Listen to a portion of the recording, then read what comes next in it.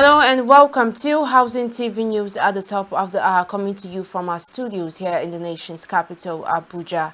I am Dorcas Chia. Our top stories.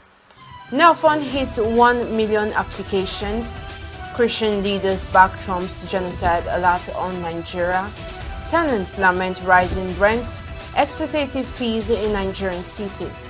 Now the foreign scene, U.S. economy faces pressure as low-income consumers feel the pinch.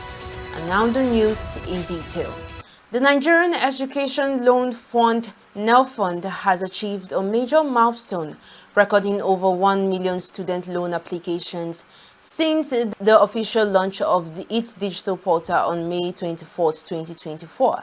The landmark achievement highlights the impact of President Bola Ahmed Tinubu's renewed hope agenda, which is rebuilding trust in government-led social empowerment initiatives and expanding access to higher education for millions of Nigerians. Since its commencement, Nelfund has disbursed more than 116 billion naira in student loans, covering tuition and living allowances for students in universities, polytechnics and colleges of education across the country. Speaking on the milestone, Nelfund Managing Director and Chief Executive Officer Mr. Akintunde Soya described the feat as a defining moment in the nation's pursuit of equitable education financing. The fund affirmed its dedication to improving processes and ensuring that every qualified Nigerian student can access education funding transparently and efficiently regardless of background, region, or religion. Away from that story, the Independent National Electoral Commission has reaffirmed its total readiness for the Anambra State governorship election scheduled for Saturday, 8th November 2025, assuring citizens and stakeholders of a peaceful, transparent, and credible process. INEC Chairman Professor Joash Amupitan San gave the assurance during a high-level inspection visit to the Commission State Office in Awka ahead of the stakeholders' meeting. The chairman also cautioned against what he described as attempts by vested interests to discredit the process, stressing that the INEC remained focused and undeterred in the discharge of its constitutional mandate. Still on election matters, Niger State Governor Umar Bago has expressed satisfaction with voter turnout for the council elections. Bago stated this shortly after the visit at his community polling unit 010 Land Zone Ward Bida local government area of the state. He said the turnout of voters, especially in his ward, is impressive, an indication of the acceptance of the system and the electoral process. The governor appreciated the president for maintaining that subnationals conduct local government elections. He enjoined voters to continue to conduct themselves orderly and wait patiently for the results to be announced while wishing the candidates success. The way the entire people have come out here is unprecedented. Even at the general election, we didn't have this number. So it means the trust in the system, the trust in democracy, the trust in the electoral processes is being accepted by the populace. The process has been very, very transparent.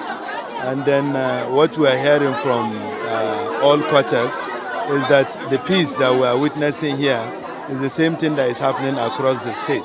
So we are very happy that at least the dividend of democracy is becoming eminent. Our infrastructure deficit is quite huge. Studies have shown that we need to spend $3 trillion over the next 30 years for us to be able to cover our infrastructural gap. And this government inherited lots of bad decay infrastructure. So, but I understand that there is always this urge and demand for more from the people. And one thing will assure them, the government is well poised to meet the demand of the people. As at the time of this report, voting has ended in most of the polling units across the 25 local government areas where the exercise took place, awaiting coalition and the announcement of the results. Moving forward onto security matters, the Chief of Army Staff, Lieutenant General Wadi Shuaibu, has pleaded to take a matter of priority, the welfare of the Nigerian Army personnel, to bring about professionalism and dedication to winning the war against terrorism and other sundry crimes in the country. Shuaibu, who stated this at the Training and Doctrine Command Nigerian Army Headquarters in Minna during the Merit Awards ceremony, upon the conclusion of the 2025 promotion examinations for officers, said it is one of his cardinal philosophies to reposition the Army. Represented by the Chief of Training and Exercises, Nigerian Army Major General Ifeanyi Otu, the Chief of Army Staff assured that the reward and promotion exercises shall be sustained to motivate officers and men. That this excellent performance must translate to tangible results as you continue to contribute to operational, administrative, and logistics challenges that confront your formations and units going forward. Also, training and mentorship must transcend the entire hierarchy of the Nigerian Army. Accordingly, you must make efforts to develop your subordinates professionally for the best interest of the Nigerian Army. The TRADOC commander represented by the Chief of Training and Doctrine, Major General Peter Okoye, stated that the TRADOC under the Nigerian Army is committed to training and retraining officers and men for professional efficiency. The awardees being honored today have demonstrated exceptional commitment and academic excellence in the year 2025 examinations. I urge them to build on their achievements and remain focused as proud ambassadors of the. On behalf of the awardees, Captain Hakeem Suleiman pledged to be a continuous good ambassador of the Nigerian Army and translate the gestures into professionalism. This noble gesture has not only motivated us, the awardees, but has also set a benchmark that will challenge junior officers and soldiers to pursue excellence in their career. Operatives of the Nigerian Drug Law Enforcement Agency have uncovered a clandestine laboratory where Colorado, a synthetic strain of cannabis, is being produced in a residential building located at Ajao Estate, Isolo, Lagos, with large quantities of freshly cooked kolos and various precursor chemicals for drug production recovered, and the 30-year-old lab owner, Stephen Kelechi Mo, arrested. The discovery followed months of intelligence gathering on possible kolos laboratories in Lagos after NDLEA officers intercepted consignments of freshly produced kolos in March and May 2025 in the state. A development that suggested that the dangerous psychoactive substance, which was hitherto imported into the country, was now locally produced. The effort paid off on Thursday, 30th October 2025, when NDLEA officers raided the residential apartment in Ajao Estate, Isolo, Lagos, which Kelechi converted to a laboratory for cooking kolos, a strain of cannabis produced with the psychoactive plant, and various chemicals recovered from the apartment include freshly cooked kolos weighing 16.2 kilograms, ADB Chimnaka cannabinol 1.7 kilogram, potassium carbonate 4.5 kilograms, and dibromobutane 91 liters. Nigerian youths have been tasked to take up leadership roles and champion the cause of a united, peaceful, and progressive nation. The call was made during the 2025 Youth Engagement Summit with the theme Nigeria, the way forward, seeking the pace in Nigeria's politics, and the emergence of a new Nigeria aimed to change negative perception of youths. The national president of the Nigerian Youth, Comrade Turia Fulani, emphasized the need to prioritize young people in governance and nation building. He noted that Nigerian youths must move from the back seat to the front lines of leadership to drive unity, prosperity, and progress. The emergence of a new Nigeria is aimed to bring together dynamic youth, voices, policy makers, and reform advocates. This patriotic awakening is a clarion call to young Nigeria to rise above despair, limiting beliefs, peer pressure, negativity, comfort zone, and fear of failures. We must take the lead and be proactive in forging our own destiny. The future will bring doubting, unforeseen challenges. We must be ready to face anything. We are to embrace unity, resilience, collaboration, innovation, authenticity, and lead the charge towards a more responsible and inclusive nation. We have issue of insecurity that has ravaged our communities, that has made our sisters homeless, that have made our parents homeless, that could not make our younger ones to access functional and qualitative education. And we are talking of a nation. How do we intend to achieve this? If all this is not addressed sincerely, we are not serious as a nation. We need leaders of thought, irrespective of geopolitical zone, region, and color, to come down, sit together, and address this issue that is affecting us holistically, or else the danger ahead of us as a nation is becoming real. The keynote speaker, Professor Solomon Gushibet, highlighted the critical role of young people in shaping the nation's destiny, noting need not lose hope in Nigeria, but to believe in their potential and contribute meaningfully to its development. He called on political, religious, and traditional leaders to change their attitudes and provide youth with platforms to participate actively in governance and nation building. I believe in the potential of Nigeria and the critical role young people must play in shaping its future, especially the youth. Feel disillusioned, it's vital we reignite hope, where youth are not sidelined, but empowered and equipped to take leadership and leadership roles in solving Nigeria's challenges. Youth has been automatically excluded from leadership aspiration. For us to be included in aspiration for governance, the first thing they need to do is to drastically reduce the price of their nomination or interest fund. So it's a national conspiracy between top political leaders in the country to make sure that we are excluded from vying for any political position. And that is why you find out that if an APC is selling the form for presidential aspirant for 100 million, it will not be far from what the PDP will sell. Rather, will it be far from what ADC is going to sell. The Nigerian Summit further identified youth participation and economic empowerment as key strategies for transforming mindsets, combating drug abuse, curbing social decadence, and fostering national progress.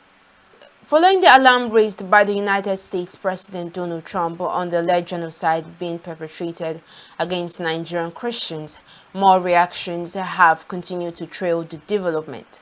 The latest are coming from Christian leaders in Kwara State, including the chairman of the Christian Association of Nigeria, Bishop Sunday Adewole, and others who spoke to correspondents in Ilorin, the Kwara State capital, over the weekend. According to the Christian leaders who corroborated President Trump's alarm, there have been coordinated and systematic killings of innocent Christians across parts of Nigeria, especially in the northern region, by Islamic extremists. The current chairman, Bishop Sunday Adewole, said it would not reflect intelligence on part of any government to dismiss Trump's concerns, wondering why no one has been tried or convicted despite years of continuous attacks and killings across the country. Looking at what Donald Trump, the president of America, said about the systematic and coordinated killings of Christians in Nigeria, there is no doubt. It's an absolute truth. Absolute truth. What we have, the systematic, coordinated, exclusively targeting the Christian in Nigeria, especially in the northern part of this country. The Islamic fundamentalists, they are brain behind it. And it will be wrong for anybody to say it's not Islamic something. Even when they are slaughtering people, they shouted a slogan that belonged to a particular religion. How will you explain the killing of the lady in Kaduna, Deborah, that was killed? The Chibok girls that were taken to captivity, they are predominantly Christians. It was a systematic plan just to make sure, if anybody said there's no genocide in Nigeria, maybe the person did not know the definition of genocide. Is to go and look at it. It's targeted, a systematic killing that is targeted towards a particular ethnic with an intention to derail the nation. Thank God for what Donald Trump said, but the truth of the matter is that it cannot be denied. This thing is real. There is genocide in the country, especially against the Christians. If you want to take the statistics of people that has been killed, maybe in Benue State, in Plateau State, I mean, with my own assessment, I think Christians will be more than 90%. So now tell me, when you say that, you want to tell me there is no genocide in the country? And what the President of the United States have said, the effect on the country has so many effects: spiritual effect, economic effect, and also political. Christians in Nigeria, as they have really faced a lot of, persecution. They are attacking mosques as well. So this is to tell our government the plain truth that insecurity in the country it has gone beyond the religious coloration. They are only hiding the guys, the terrorists, and this hoodlum, the bandits, in various names. What they started with then was to hide under the name of religion, and started attacking a particular religion. But what we are facing now, it has gone beyond that. So now they bomb mosque, they even enter into mosque and kill anybody. It doesn't matter whether you are Christian or Muslim. When bandits attack now, or kidnapper attack people, they won't ask whether you are Muslim or Christian. That is the current trend. The Christian leaders also condemned the act of negotiating with bandits and urged the federal government to prioritize the safety of all Nigerians. They equally appealed to religious leaders to continue preaching peaceful coexistence. So what Donald Trump has said is very much correct. Very much correct. It won't demonstrate intelligence in part of any government to say it's not true. The government, what the government should do, since all this day, nobody has been tried and convicted. Nobody. No single person. No single person. Even at times when people take gun or knife to defend themselves, they will still accuse them and take them to court. Whereas they were bringing these people and allowing them to go. The implication of what America has said on Nigeria is that they may put sanctions on us. Some of our leaders may be sanctioned from traveling out.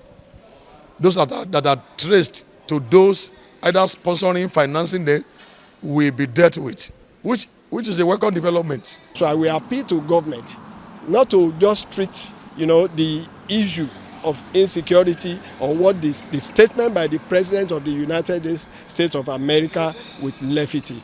They need to sit down and look at it holistically. What can we do to make our people safe? To make every religion, they should be able to defend every religion and not to be playing, when the government begin to lean towards a religion. You can expect all this. Because Nigeria now, I believe in our constitution, we are secular states. But Nigeria, can Nigeria say, the government, the Nigerian state say they are not a registered member of a particular religion? Can they? Government should look for a way of putting a stop to these things. Not like we've been reading in newspapers and hearing news that some of these bandits are being sponsored by politicians. I read one recently that they said one ex-government official was responsible for importation of ammunition. And the government cannot say if they really have a very strong security architecture. There's no way they won't know. They won't know, you know. And if they want to claim they don't know, they are only creating a very bleak future for themselves and for this country. So let government take action. One thing I know is that whether you rig election or not, if God says you will not get there, you won't be there. Similarly, at another press conference, the Supreme Head of the Cherubim Seraphim Movement Church, Emmanuel Ologbo, through a statement read by the Church Secretary General, Anthony Samaye, expressed deep concern over the growing insecurity ravaging the nation. According to him, the strength of a nation lies not only in good governance, but also in the collective resolve of its diverse faiths to rise above divisions and pursue peace, prosperity, and love.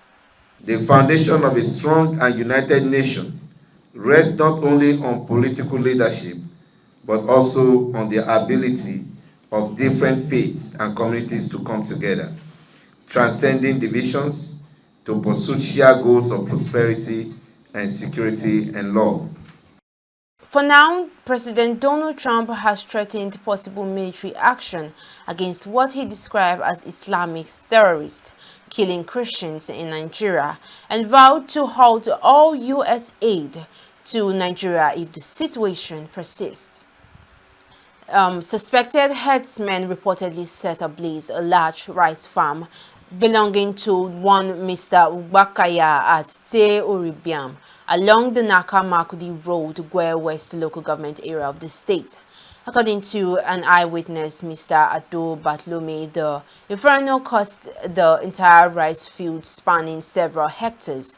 He added that heaps of already harvested rice, which have been gathered for threshing, were also reduced to ashes.